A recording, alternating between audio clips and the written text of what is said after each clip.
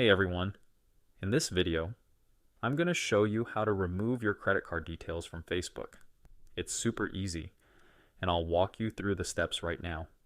First, go to facebook.com and log into your account. In the top right corner, click on your profile icon, then click on Settings. Once you're in the settings, click on Ads, Payments option, which will redirect you to Facebook's Ads Manager.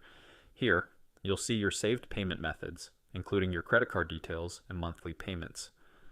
Scroll down until you find the Payment Methods section. Next to your saved card, you'll see a three-dot button. Click on it. A small menu will pop up with the option to remove your card.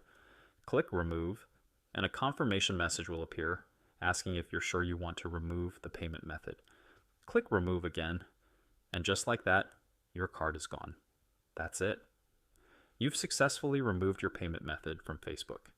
If this video helped you, make sure to like, subscribe for more helpful tutorials, and leave a comment below if you have any questions.